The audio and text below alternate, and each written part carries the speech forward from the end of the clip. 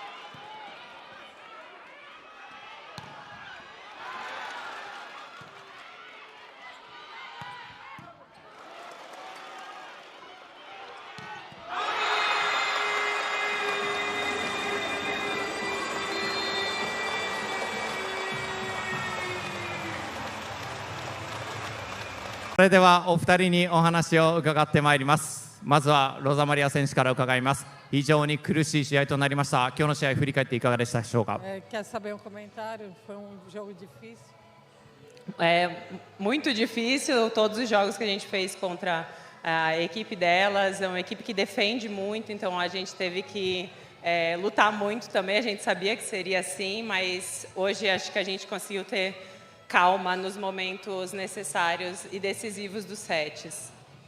本当相手もとても本当ディフェンスがいいチームなので、だけど今日は本当うちもやっぱり大事なところで落ち着いてプレーができたのかなと、それで勝利に導きましたと。E acho que foi uma vitória importante para a gente conseguir entrar nos playoffs agora com mais confiança e estudar. Lógico que a gente precisa melhorar, mas é uma vitória do grupo. A gente viu, né, trocas também. O nosso time vem trocando bastante nesses últimos jogos e é importante dar ritmo para todo mundo poder chegar nos playoffs da melhor maneira.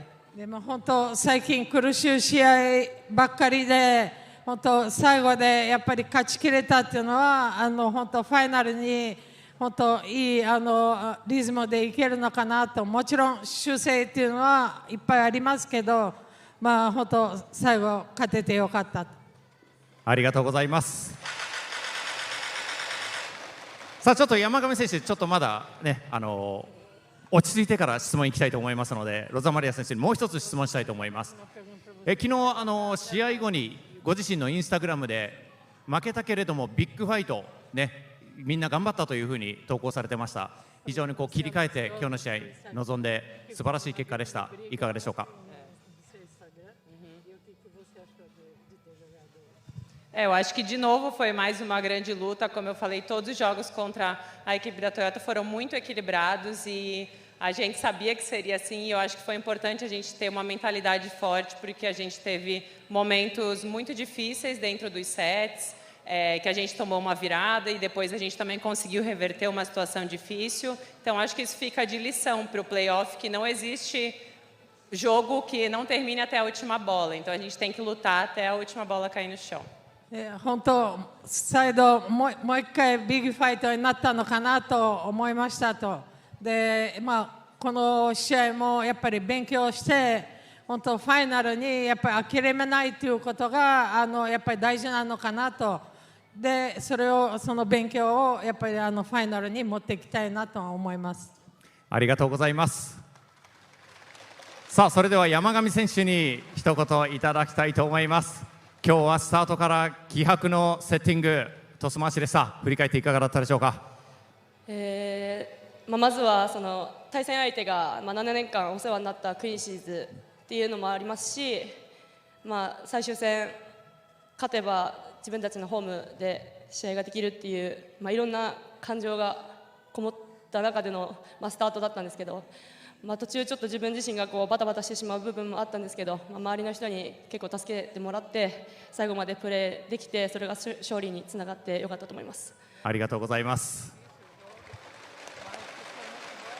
さて昨日もフリーセット、今日もスタートということで非常に緊張感あったと思いますが、どんな気持ちでスタートトスを上げていたでしょうか。